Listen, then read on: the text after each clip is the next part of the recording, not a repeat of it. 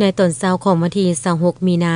2026ผ่านมานี้ที่ห้องประชุมด่านสากลน้ำพาวได้จัดกองประชุมใหญ่สมาชิกพรรคคณะพรรคข้างทานด่านชายแดนสากลน้ำพาวครั้งที่2โดยการเป็นประธานของสหายศรีสุนนท์แก้วสัญญวงศ์เลขาคณะพรรคข้างทานด่านชายแดนสากลน้ำพาวเข้าร่วมเป็นประธานโดยสหายพลจัตวากงจันทร์ไสปัญญา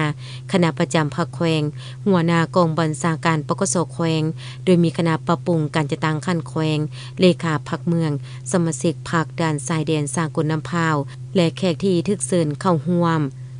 ในกองประชุมสหายศรีสุนนท์แก้วสัญญวงศ์ได้ขึ้นผ่านห่างบริงานการเมืองทางสองภาคต่อกองประชุมใหญ่ครั้งที่2ของคณะพรรคข้างทาน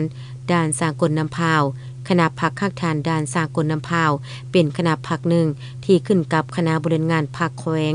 เหตุพระบทบาทเป็นเสนาธิการให้แก่คณะประจำพรรคแขวงเกี่ยวกับเวียกคุ้มครองบริหารมี3หน่วยภาคที่ขึ้นกับคือหน่วยภาคบริหารหน่วยภาคภาษีและหน่วยภาคตำรวจกวดคนเข้าออกเมืองมีสมาชิกพรรคทั้งหมด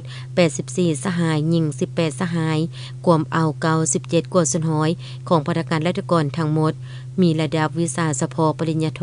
3สหายปริญญาตรี51สหายหญิง8สหายชั้นสูง20สหายหญิง7สหายชั้นกลาง7สหายหญิง2สหายและชั้นต้น2สหายหญิง1สหาย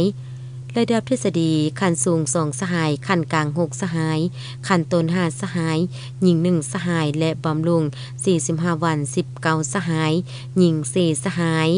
เวียกงานที่ตามกฎกาคณะพรรคหน่วยพรรคแม่นเฮ็ดเป็นปกติต่อเนื่องอำนวยความสะดวกให้แก่ผู้รับผิดชอบเวียกงานกฎกา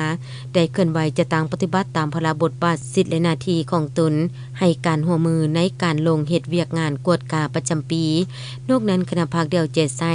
นำพาสินำและมอบหมายเวียกงานให้คณะหน่วยพรรคเป็นเจ้าการกฎกา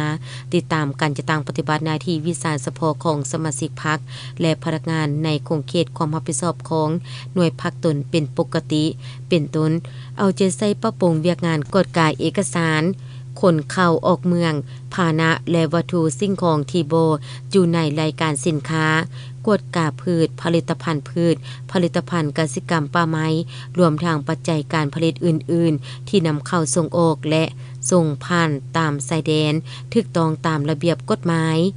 ได้เอาใจใส่ปรับปรุงบรรดาหน้าเวียกต่างๆให้แทดเหมาะกับสภาพความเป็นจริงด้วยความรับผิดชอบสูง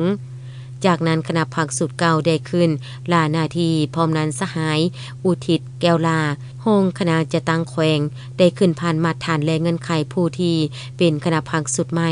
ในนั้นมีผู้สมัคร7สหายเลือกเอา5สหาย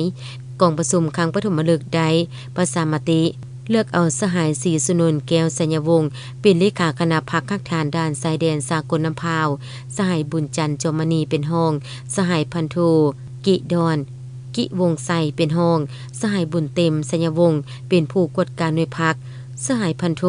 เวิร์นคำสุกเกษริญเป็นคณะ